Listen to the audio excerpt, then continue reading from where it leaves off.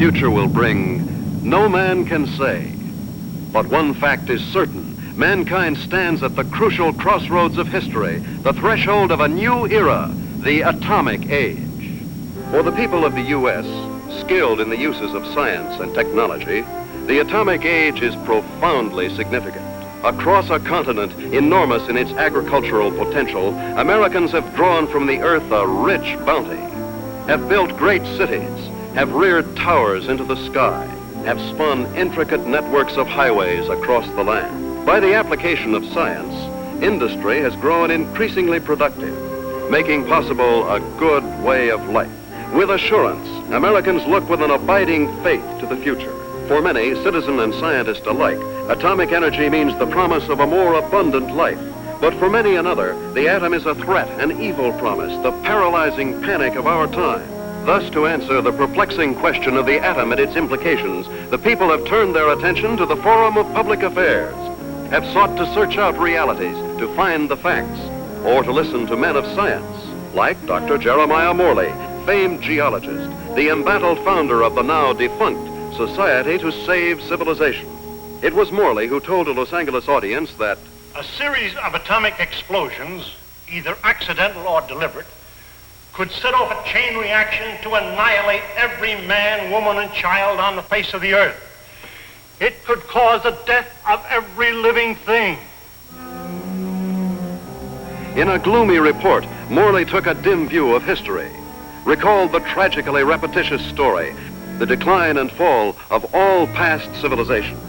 Said Morley, modern civilization could, by the phenomenon of atomic fission, be brought to dust and ashes. For example, if an A-bomb were detonated at the Empire State Building, the area of total destruction would cover an area of 2 miles.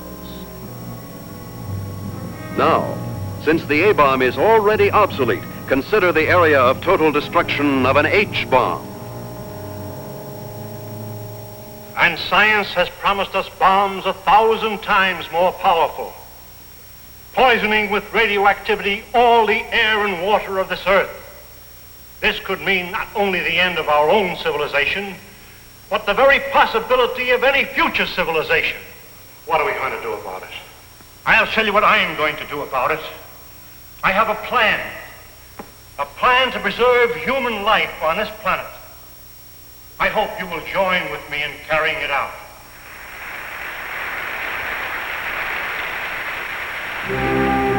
The response to Dr. Morley's appeal was immediate and enthusiastic. The Society to Save Civilization was set up. To its headquarters flocked amateur do-gooders and professional scientists. From them, Morley chose a staff of experts. Dr. Max A. Bauer, eminent geophysicist, ousted by Hitler from the University of Munich in 1933. Dr. James Paxton, metallurgical engineer, twice winner of the McKenna Scientific Award. Joan Lindsay, medical doctor and ardent feminist, who, for her research in biochemistry, was named winner of the annual award by the American Confederation of Women Scientists. Dr. George Coleman, authority on soil conservation. And Andrew Ostengard, sandhog, explosives expert, Marine veteran of World War II. It was this team, qualified each in his own way, that helped set in motion Morley's audacious project, a daringly planned program, which he took 3 months later to the board of directors of the Carlyle Foundation. And so my colleagues and I believe that humanity can escape annihilation, can find a temporary haven, a promise of hope that, come what may, life can be sustained deep within the earth itself. Far below the surface, we shall seek a natural, a geological shelter. We have a team ready for the effort. All we lack are funds. Can we get them from your foundation? Dr. Morley, I believe it would expedite matters if I were to ask the questions. We're laymen, you know. First of all, isn't the inside of the earth solid? The interior of the earth is made up of vast caverns and air pockets, joined by natural avenues leading from the surface. Natural avenues? Funnels and fissures. Such a fissure lies within the world's largest extinct volcano at Mount Nelly. That is where we intend to start our journey. Well, these funnels, how far down do they go? Hundreds of miles, perhaps thousands, to the very core of the Earth. But isn't the inside of the Earth, the very core, a molten, fiery mass? To the contrary. The latest body of theory holds that the inside of a sphere, such as the Earth, is cooler than the temperature at its surface. And how would you traverse these thousands of miles? Dr. Coleman, the perspective drawings, please. This is a cyclotram. A what? It's an amphibious conveyance based on the principles of an ovoidal bathysphere. A what? Like a submarine, with the mobility of a tractor. Its head contains a burrowing device, and its walls can withstand extremes of temperature and pressure. But even with the cyclotram or the bathysphere or the whatnot, how do you know you'll be successful in finding this underground haven? We don't know, but we must try. There is no other alternative, no other course, no other hope of keeping the spark of life alive. And the cost?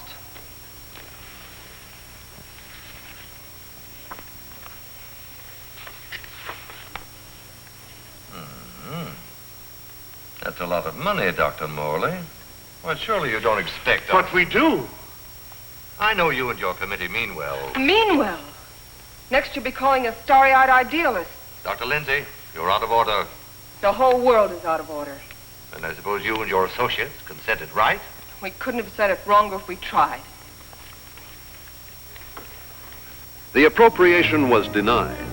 To carry on his work, Dr. Morley issued repeated appeals to the members of the organization. It failed. And so, last week, the Society to Save Civilization was itself extinct. And one of its leaders, of Professor Jeremiah Morley and his enthusiastic colleagues. Where were they headed after a year of devotion to a lost but spectacular cause? To newsreel reporters, Dr. Morley had only this to say. We have no plans. We have no hope.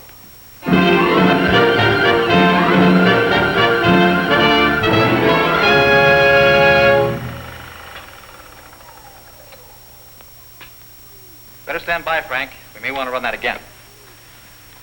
Well, gentlemen, what do you think? It's like asking a man what he thinks of his own obituary. I thought you'd like to see it before its release in case you had any objections.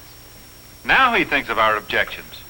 You've been crucifying us for a year, Mr. Thompson, in the newspapers you edit, the magazines you publish, and the syndicates you control. And now this newsreel. Just a minute, gentlemen. You seem to have me confused with my father. He dictates the policies of our publications. Like father, like son. Nothing, Dr. Bauer, could be more unscientific. As a matter of fact, my father and I never see eye to eye on anything. So he's the villain of the piece and you are the hero. Quite the contrary. My father has all the virtues of our society.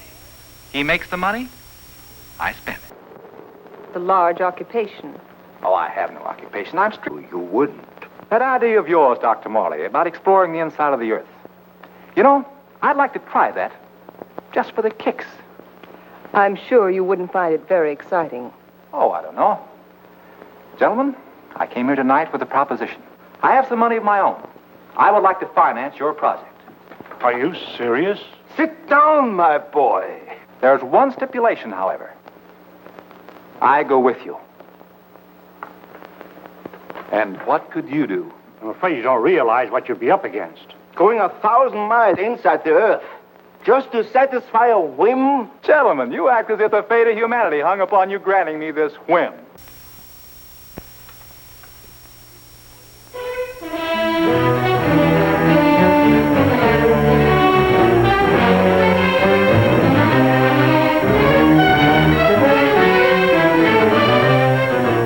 Plans for the expedition are being completed ahead of schedule.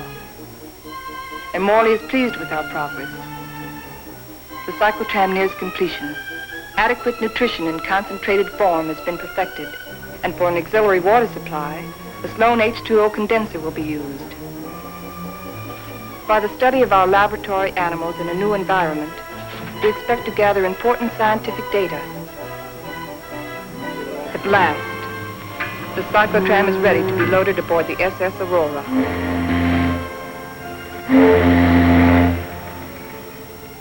Our destination, the extinct volcano, Mount Nele, where the inside of the earth begins.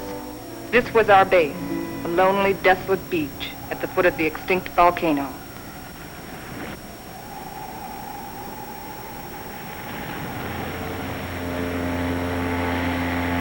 Well, let's go.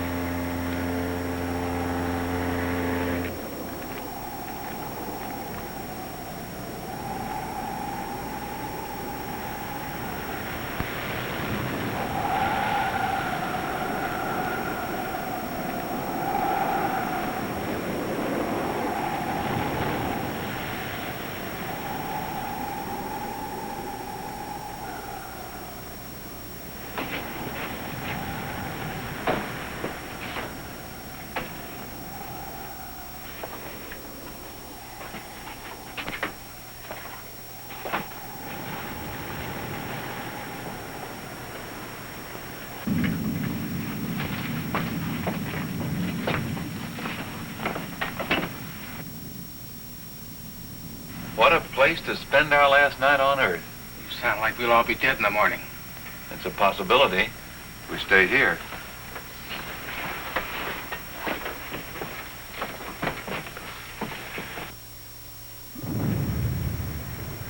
Andy, take the controls.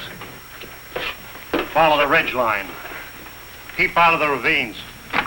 Descend at an angle of not more than 33 degrees.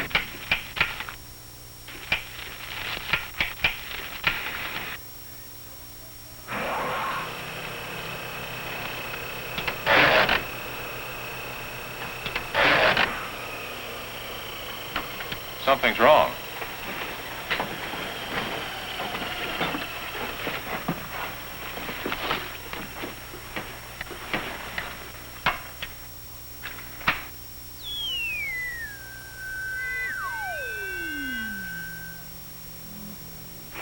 Now try it.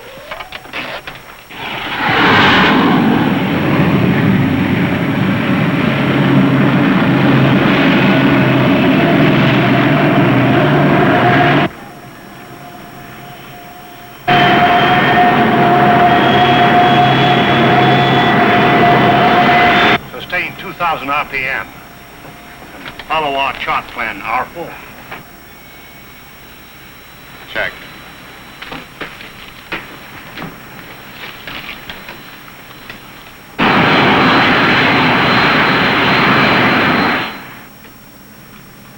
What's our elevation now?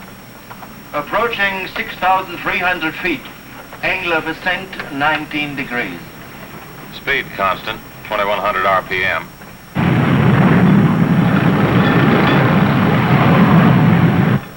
I wonder how long this iron lung is going to hold up. You can still beg out. Ah, you can't get rid of me so easily. Give me a reading on the forward rotational unit. We're up to 9,000, climbing at 24 mph. Angle 31 degrees. At that rate, we'll make the summit in 4 hours.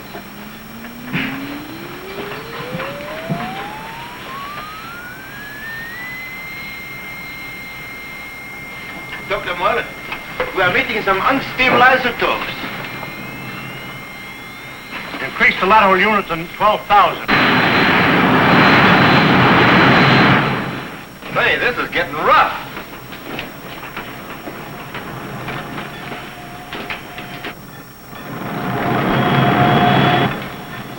We're approaching position R4. Our computations show an error of less than plus 0.14. Good. We'll reach the summit in 30 minutes.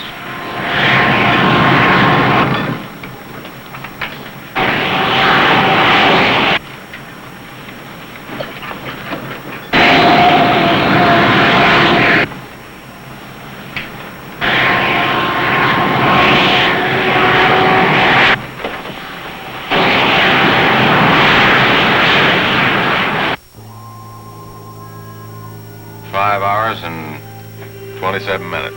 Excellent. 33 minutes ahead of our estimated schedule. We'll make a final check of our position before we enter the crater.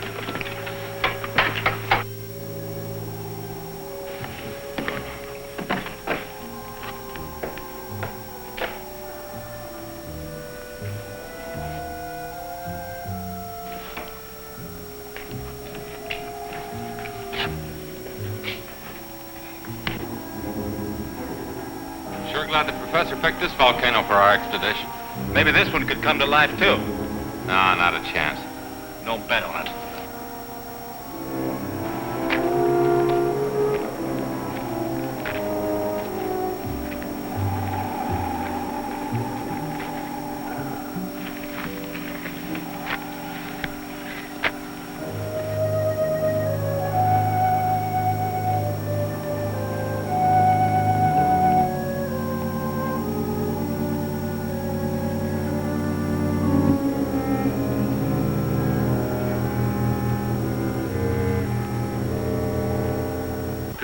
There's no reason for us to wait till dawn. We'll proceed into the crater now.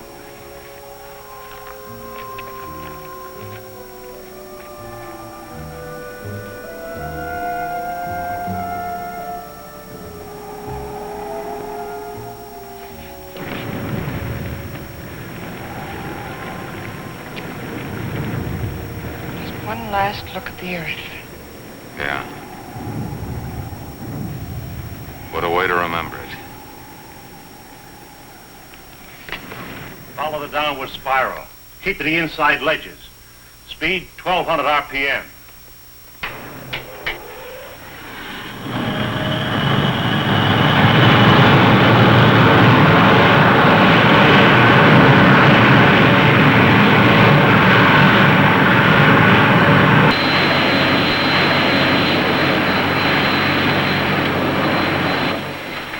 Brother, it's really black out there.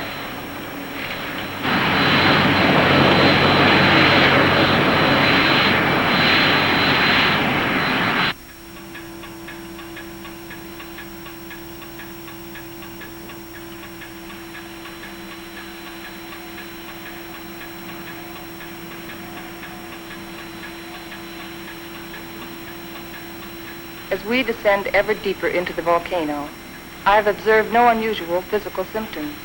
Paxton seems withdrawn, irritable, but with such an annoyance as Wright Thompson present, the condition may not be considered abnormal. The descending ledges are getting awfully narrow. We must be at position R18. Yes, we are. Cut the switches.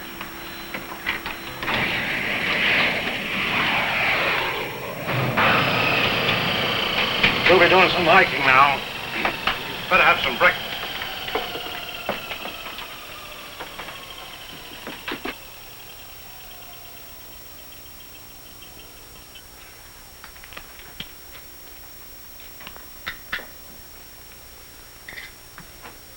Rise and shine. Morning. How can you tell? Breakfast is served. Breakfast? Well, I've always said there's nothing like starting off a hard day's work than with a good breakfast. Hey, Doc? How would you know? You don't like my kind of guy, do you? Not very much. But I'll make an exception of you. You I don't like a lot. Coleman, take the controls. We'll scout the way on foot for you. Follow on down along the widest ledge.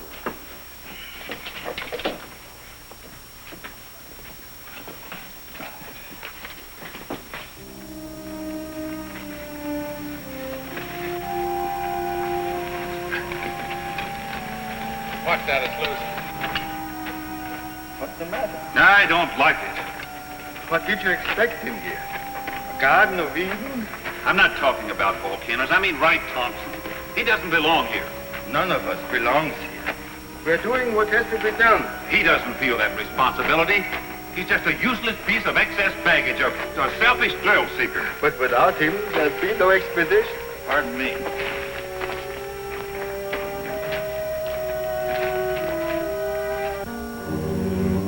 Kind of deep down there, isn't it?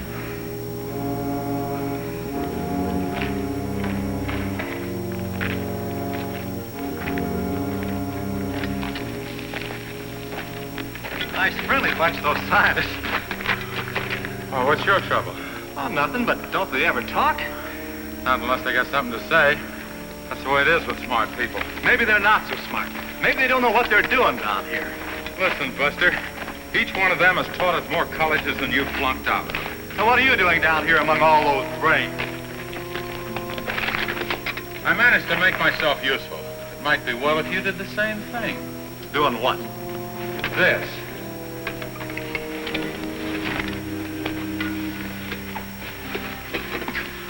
You lead the way for a while.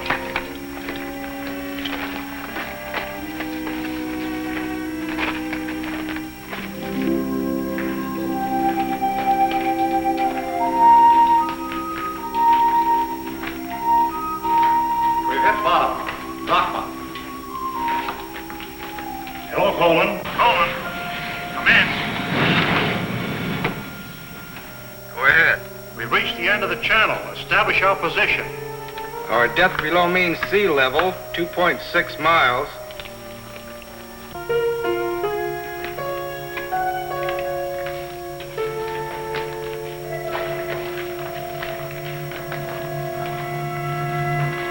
The Engstrand Underground Geological Expedition reached this point June 12, 1938, and was unable to proceed further. Why anyone who follows us should want to go further, we do not know, but we assume that they have good reason for doing so. Good luck. If Engstrand were living today, he'd know the reason. The world has changed since 1938. The world has changed since yesterday. We better get to work.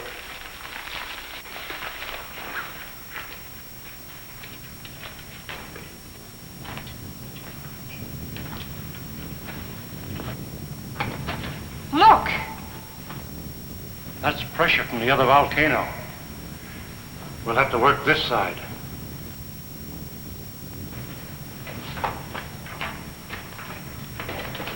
Paxton! Yes, Dr. Morley? Start making density readings on that wall over there. Yes, sir.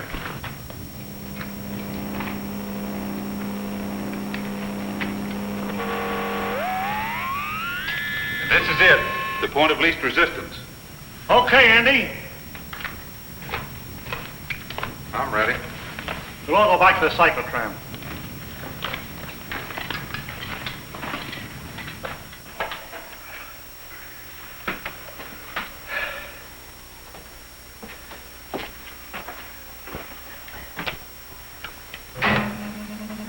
Fuses 1 and 2 set.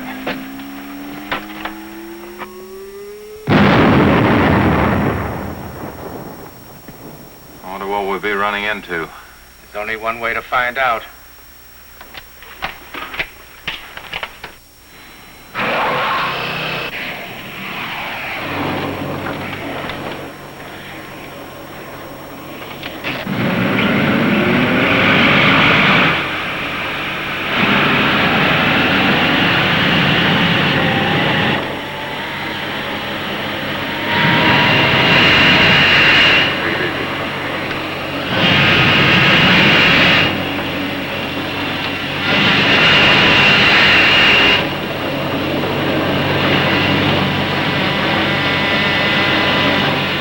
Broken through.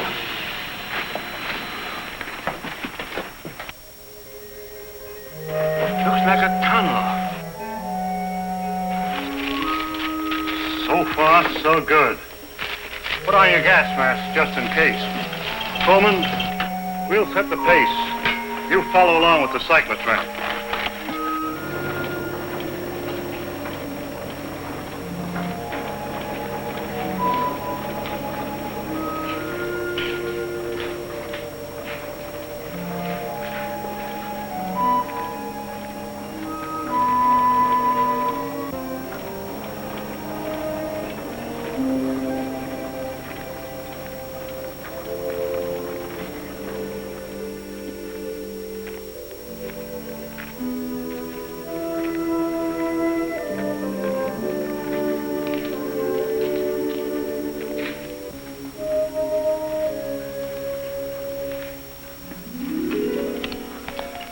The air is fresh and clear. You can take your masks off. Pressure seems normal.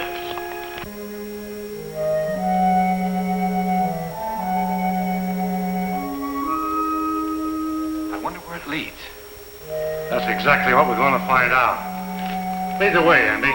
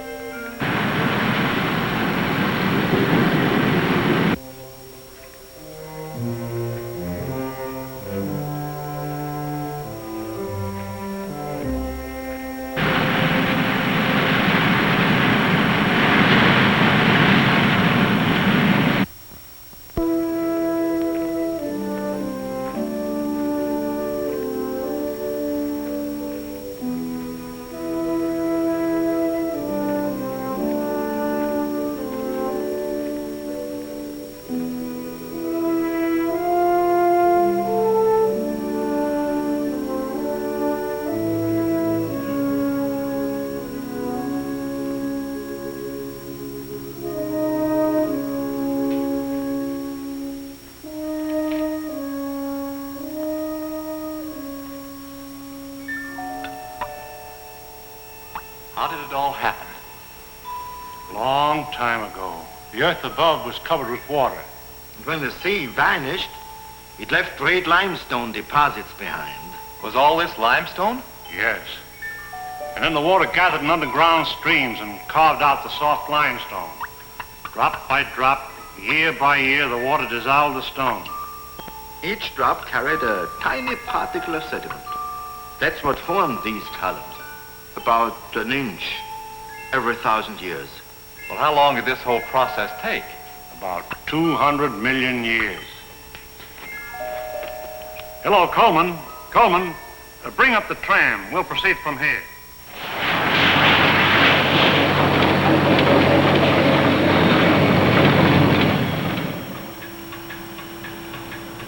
We're down 100 miles. You better pull up. Cut the switches.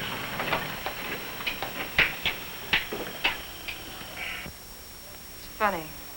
When we first got here, I felt a sort of exaltation. Now I feel depressed.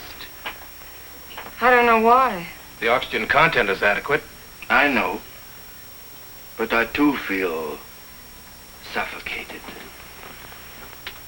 Maybe it's the unreality of this place.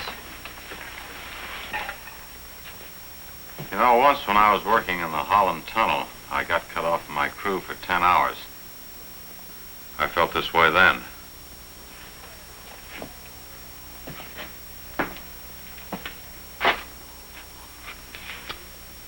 I think I know what it is. It's loneliness.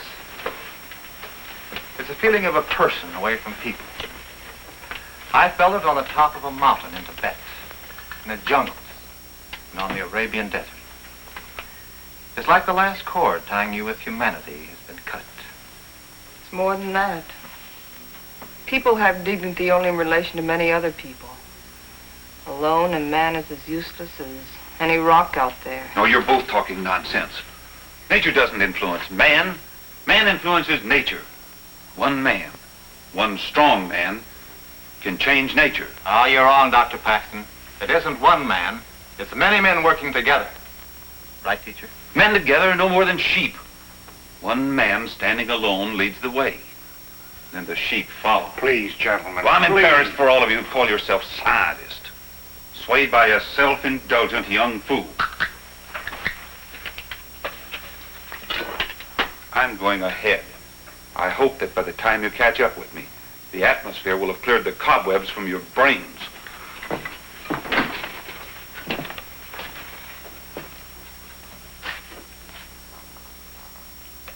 I'd better go with him. It isn't safe for a man to be alone down here. Ah, he's all right. He's the leader type. I'll go with them anyway. There wouldn't be leaders if there weren't sheep like me to be led.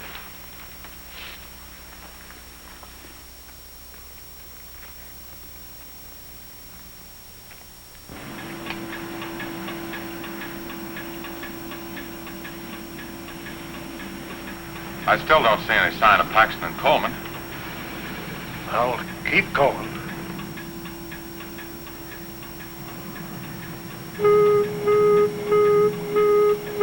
Gas! Gas! Paxton and Coleman. They forgot their gas mask.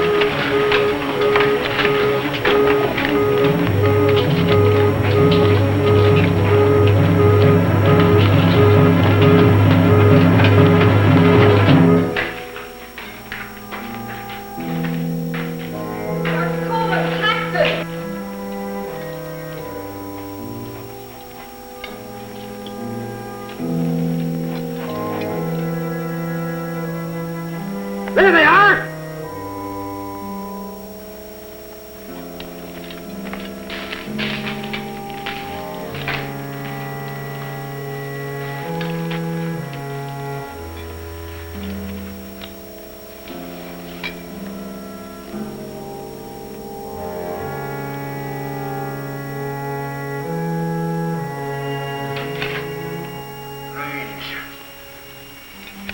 Digging a grave 110 miles under the earth.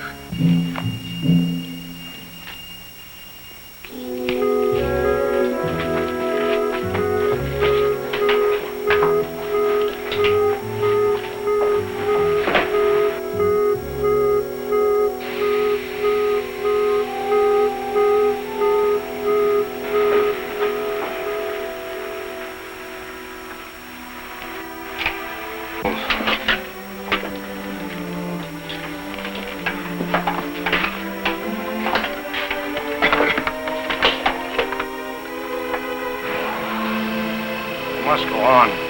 It's too late to turn back now.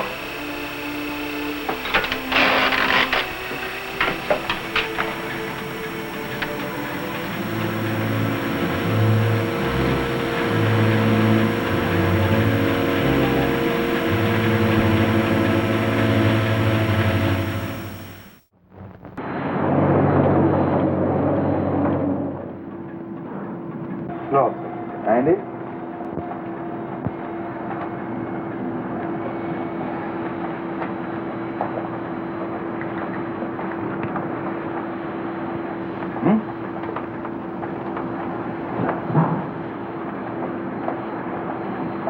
You know, right now I'd give $1,000 for a good hamburger. And another 1,000 for onions on it.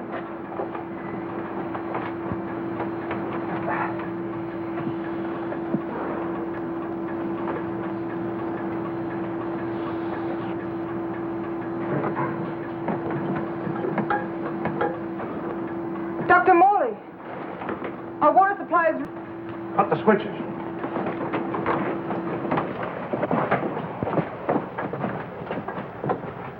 Polluted by the gas fumes. Yeah, somebody left it open. Back there just before Paxton and Coleman took off. I guess I forgot to close it. Oh, you... Andy! It was an accident. An accident? We may never find water again. Now I suppose you'd give $1,000 for a glass of that. Andy, there's a job to be done. We've got to find water fast, and in this area. Yeah, I know. We got about a chance in 1,000 of finding it.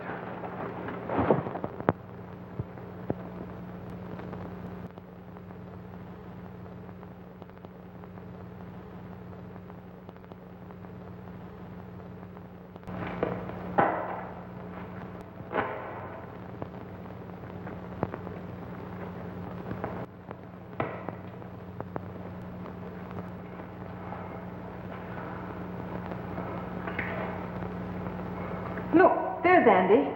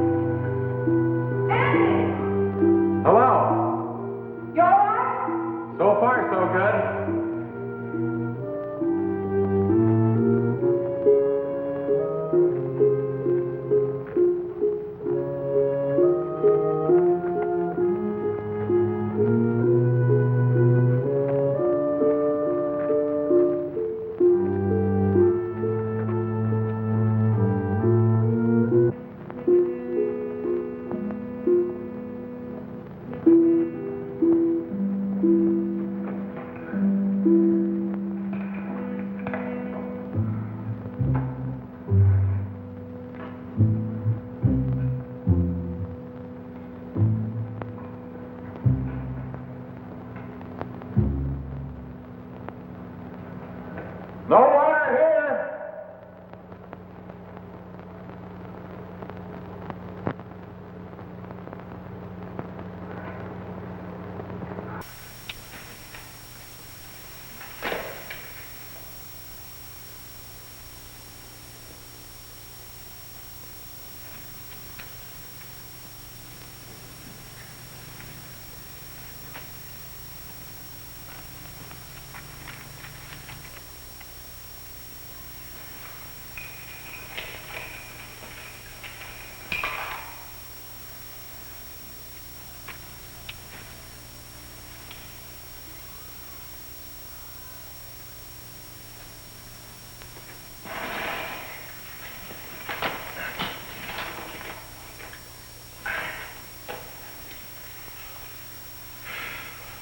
Thing like this enough to drive a man stir crazy. It's no use.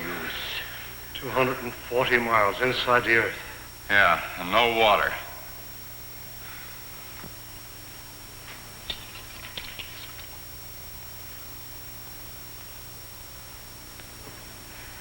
Here. I've been setting it for the animals.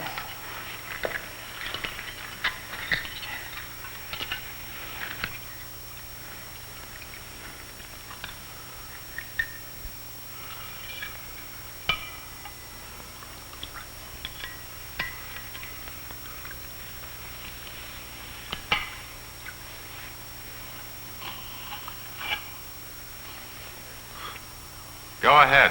Enjoy yourself. It doesn't cost a cent.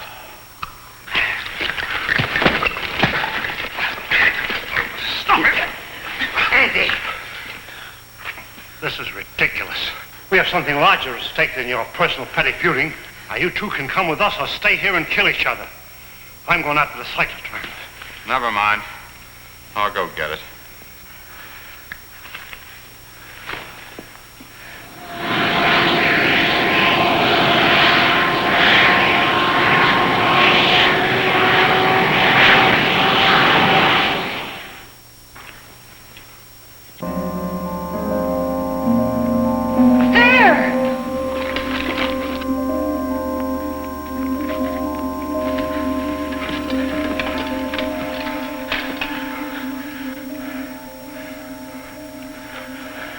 Oil.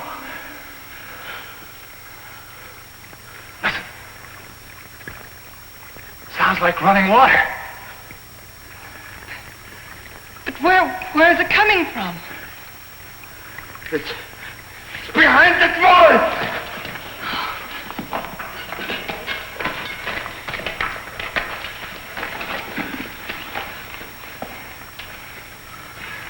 It is running water. Well, why don't we go through the wall with a cyclotron? No. There's this brother. There's still such a thing as too much butter. It could be an underground sea. Andy, bring a couple of heavy hammers.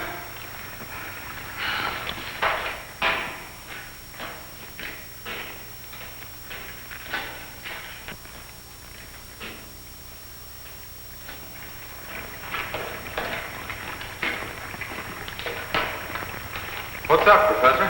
We think there's water behind that wall. Try breaking it in. Sure.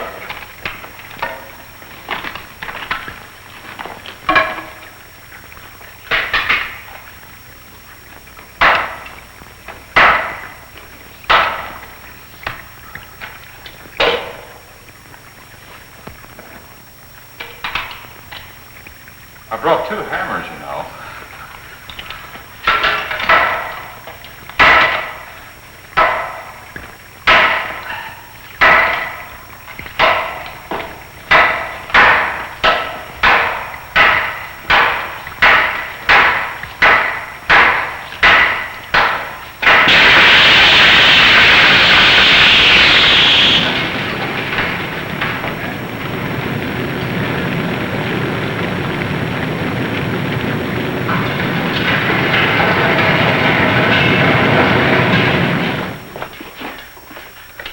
Come in here. Let's take care of that arm.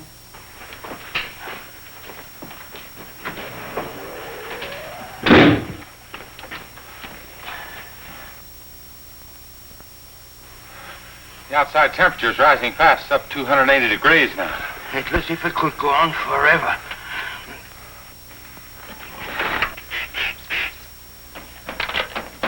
Hold it out there.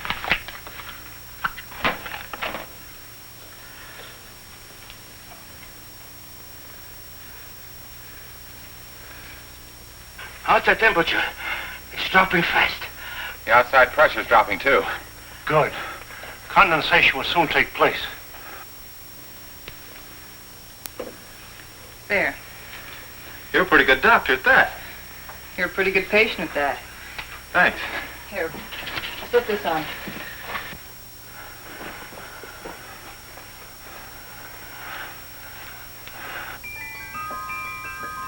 There's water. Look. Look at it. There's water.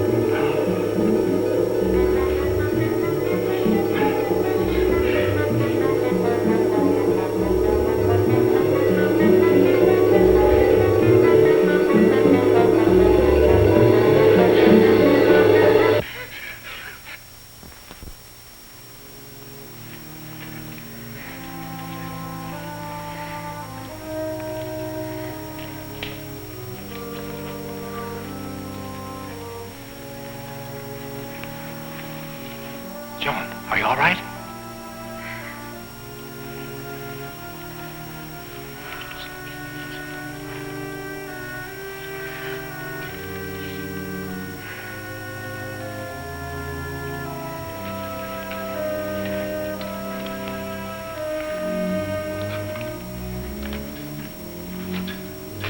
Well,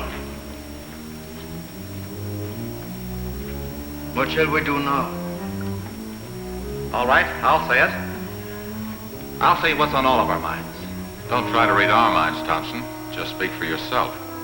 Then I say, let's go back. And I say go on. But look at Joan. We've gotten nowhere. Deeper and deeper into nowhere. We've failed. Would our failure be any less if we turned back now? Our chances of living would be greater. If we go on, we're dead. As dead as Paxton and Coleman. That's a chance we have to take. The stakes are high, higher than our lives. They involve the life and death of all mankind. That's a great speech, but I won't buy it. All right. Let's put it to a vote. Thompson? Go back. Andy? Go on. Bauer?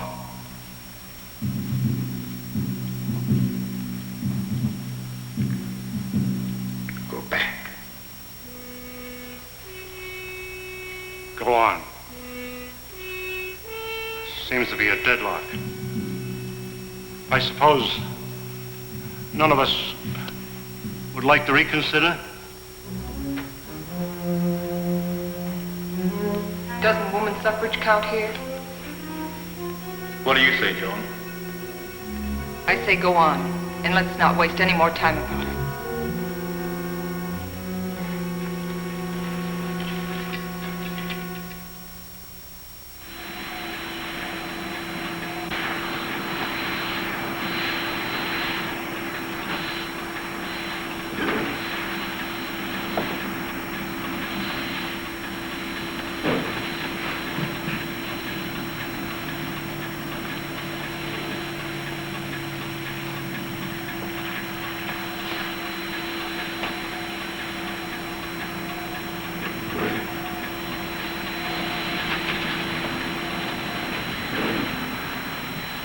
How are those burns coming along? Good as new.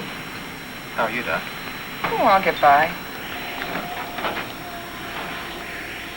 Here. What's it for?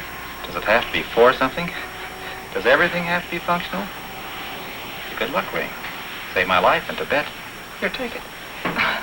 Why give it to me? Haven't you ever been romanced before? Not 900 miles below sea level. Then it's about time.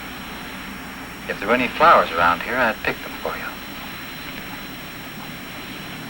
There's a highly scientific theory which states that if any man and any woman are cast away anywhere for any length of time, sooner or later they think they were in love. That's what's happened to you. If that theory has any value, it should apply to you. Does it? No. Well, I guess I need a little more time. We'll talk about it later.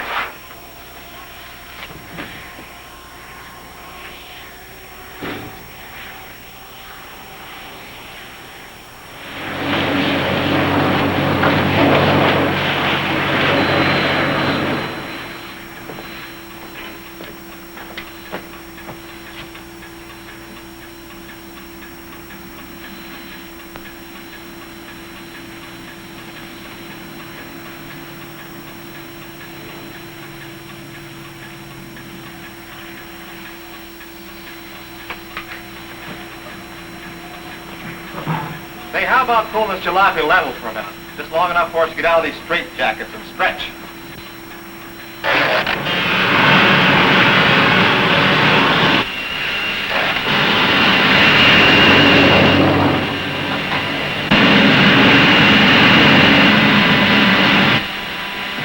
How much longer is it going to be like this? Oh, right. What difference does it make? Plenty. If it's going to be like this the rest of the way, why go on? Why waste time? That shouldn't make any difference to you. You've never done anything but waste time. Listen, you meathead. Just because you're a sand hog that likes to go groveling around in the ground. And you're a mountain goat with his head in the clouds. Stop it, both of you! I've had enough of this. What's happened? I don't know. It struck water.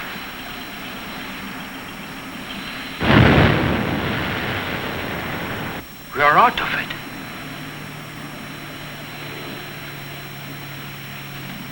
This might be what we're looking for. Let's make a landing and explore the area.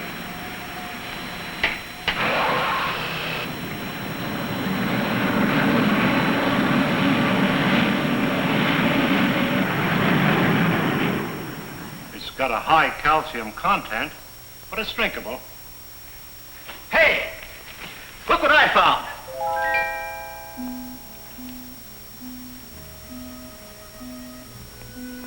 They're cave pearls. Cave pearls? How much are they worth? Calcium carbonate. Calcium carbonate. Well, how about this? Sulfate of lime. Plaster of Paris. Professor, you take the romance out of everything. Here you are, Doc. 2 souvenirs from Hades, vacation land of the underworld. Thank you. Back home, I'll be the envy of every kid on the block. I'm not so sure, Joe. Take a cave pearl into the sunlight, turns gray and ugly. And the flower? It'll crumble to dust. Hey, Professor, how about these fish? It's a rare species. They're edible, though. They have no eyes. I think I'll stick to pills. They lost their eyes 10 million years ago.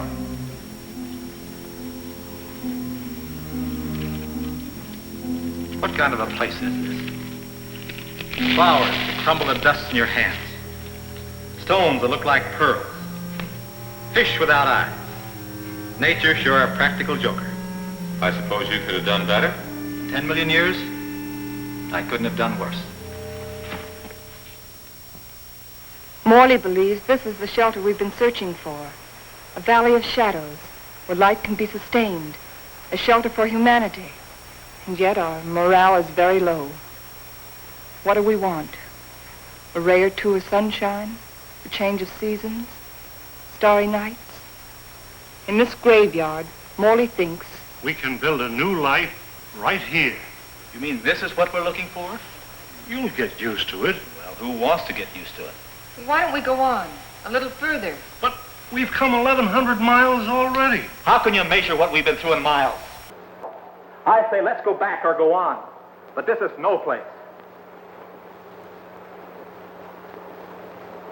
What is your wish? We've come so far, let's go on.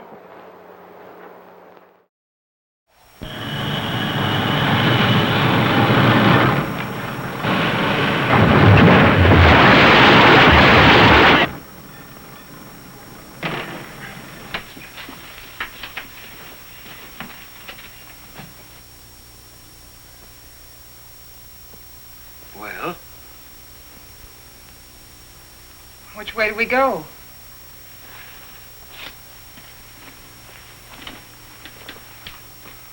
I suppose we'll have to explore both channels. I'll take the right one. Right? You take the other. Why me? I'll tell you why. I'm sick of taking your orders. That's the trouble with you, Thompson. That's all you do is take, you never give. Without me, there wouldn't have been any expedition. Well, that's not enough. It's time you gave something yourself and not your pocketbook. Andy. We might as well get started.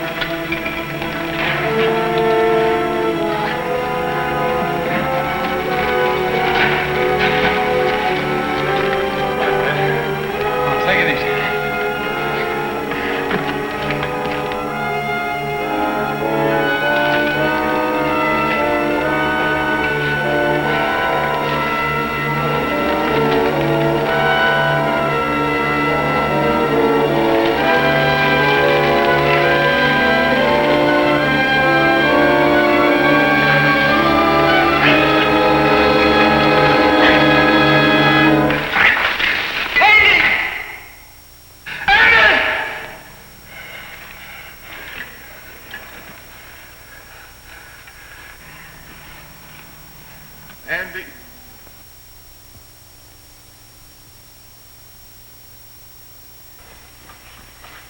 You're supposed to be taking it easy. Try to get some rest. Listen to me, Wright. You've been like this for days. How long can you keep it up? He didn't like me any more than I liked him. Yet he saved my life. It doesn't help brooding over it. But he died saving my life. He did what he believed was right.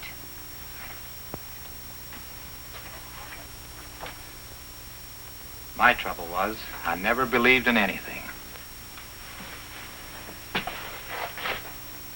You can start now.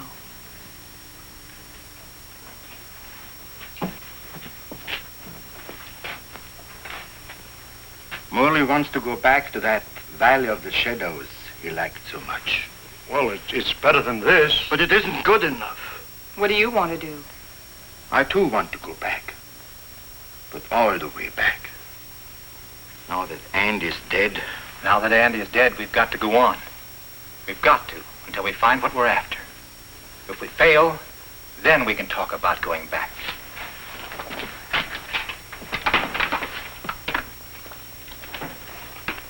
Over there. Good.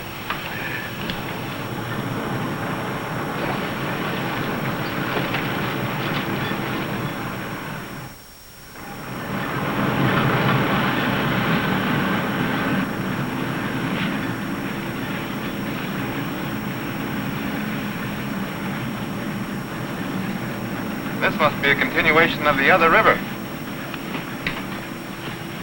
No, I think it's just a seepage from it. Listen.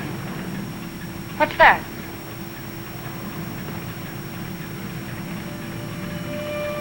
Look! It's like daylight.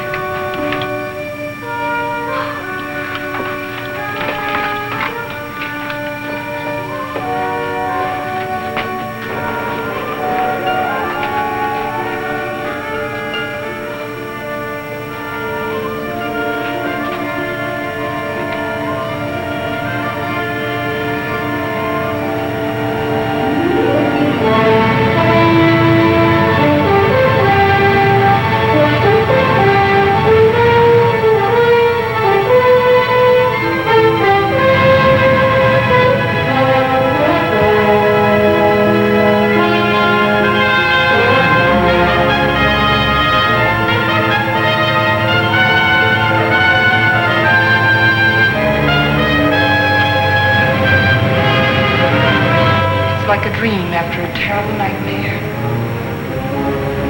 I think we found it.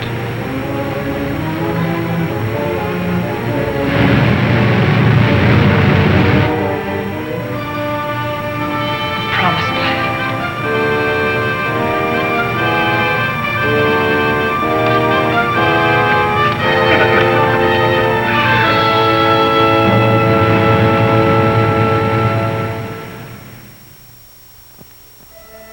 we have discovered a vast and radiant cavern deep within the earth. Along the shores of this incredible cave lies a great underground sea, gathering up the waters of the earth. A strange, sunless light is reflected from the phosphorescent dome. The glowing peaks are weathered and sharp, and the gullies deep. The wind is soft, and the climate pleasant. Vapors rise up into the bright dome, forming luminous clouds.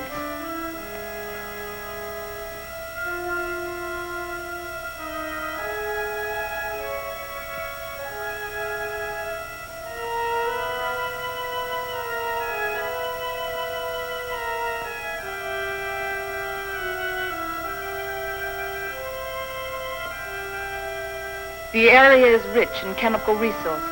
That means power and industry, according to Bauer. And Wright says a real estate boom is on.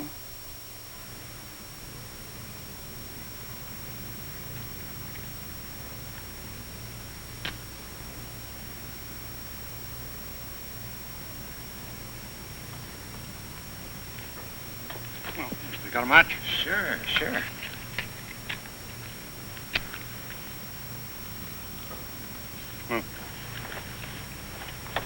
How you coming, Professor? Uh-huh. Still feeding those rabbits? They eat like pigs. Small wonder. They're expecting in a couple of weeks. All of the rabbits? No, silly. Just the lady rabbits. Tell me more. Here, make yourself useful. Get some more water. Explorations and surveys of the surrounding area continue. Morley and Thompson have set out toward the southeast to investigate the land and its potentialities.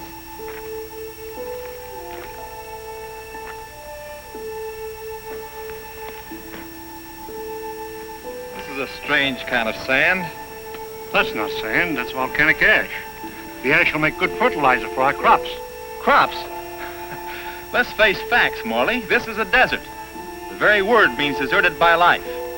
And you talk about crops. It can be irrigated. This country has everything. Water, soil, air, heat. Yeah, you're forgetting one thing, though. No sunlight. Science can adjust that. Crops can thrive without sunlight. Perhaps. But can we?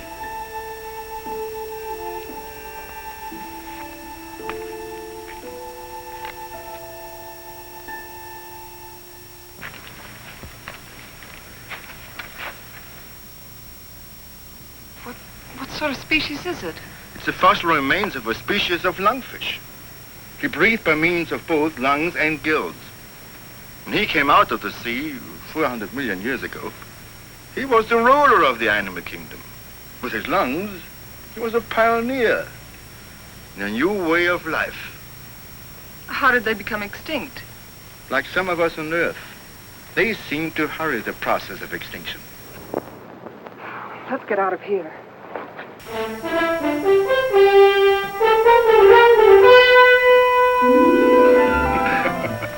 What's the matter? You act like you swallowed a canary for breakfast. This is the day, right? This is what day? The day we're expecting the first litter of rabbits. Well, who's going to pass the cigars around? You apparently don't realize the importance of it. Oh, I'm sorry. By observing the rabbits, we've already learned that they respond to nature basically as we do, as any mammal does. And from their young born today, we can predict how our own young will respond in the new world. Dr. Morley, Bauer. Come on. You go ahead. I'll get plenty of hot water.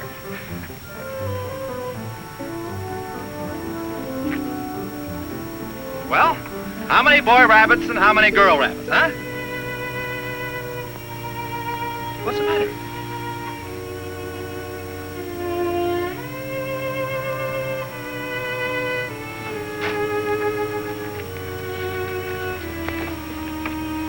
Joan, what's the matter? They're dead. They're all born dead.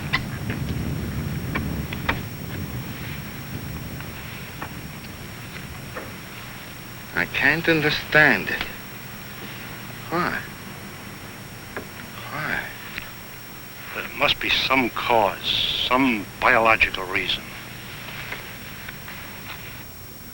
We've been searching for causes. Our investigations have been checked, tests rechecked. Examination of genetic tissue proves that all experimental animals born here are sterile.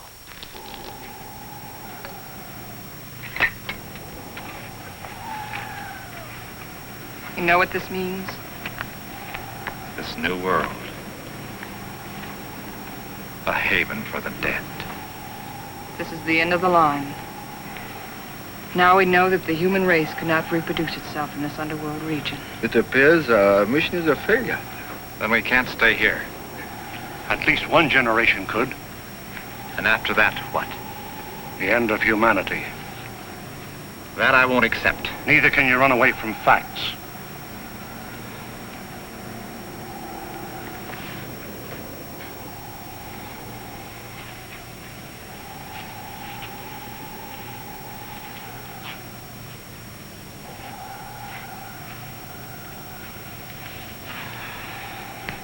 I've always run away.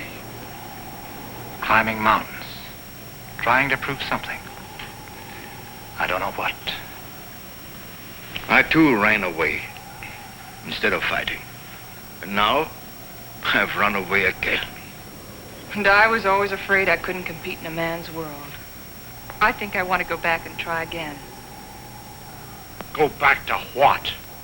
To a world bent on self-destruction? We can live the rest of our lives here in peace. Morley, you're wrong. This isn't peace.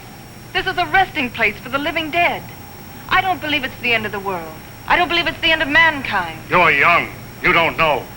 I've lived through the terrors of 2 great wars. I've had enough.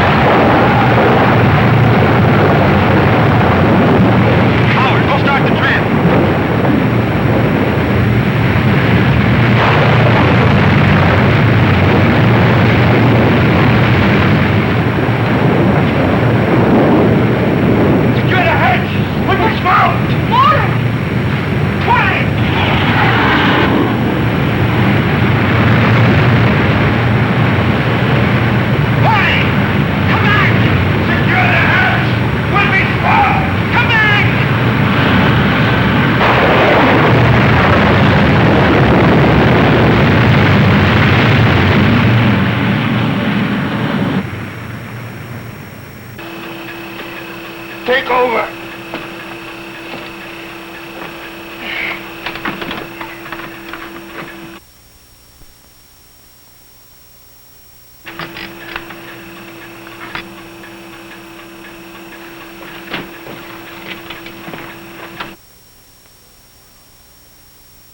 Something's wrong. Something's pulling us down.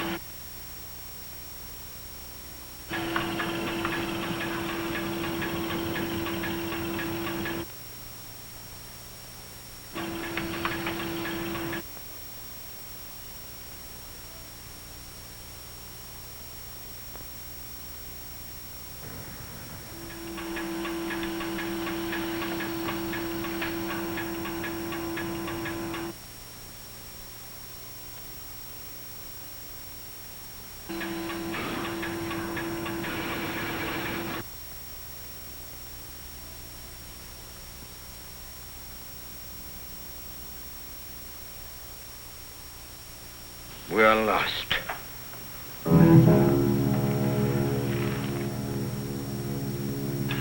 We're in a blind alley. Ever since we started, we've been in a blind alley. We can't bury ourselves in the earth and expect to live. Maybe that's the secret. Morley understood. Strange. We didn't know it before. I used to be afraid of death. I was afraid of life.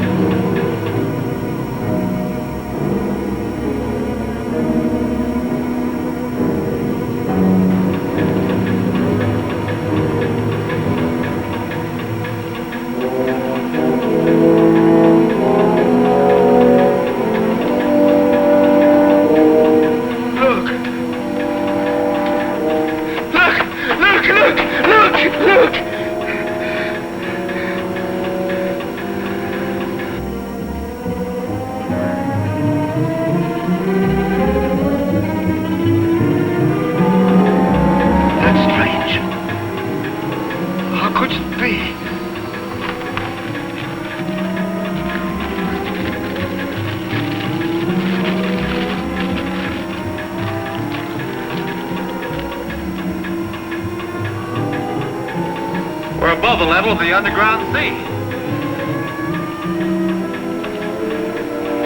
We found a channel to the upper ocean.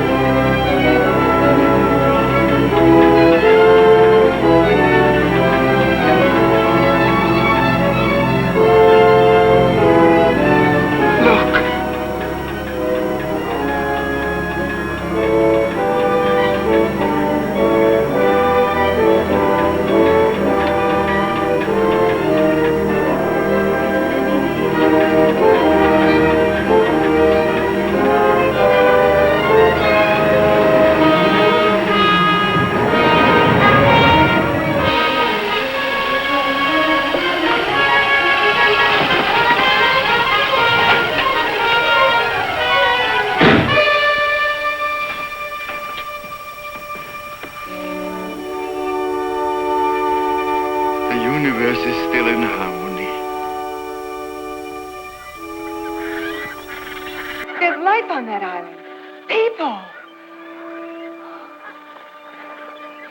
I feel like I'll live forever.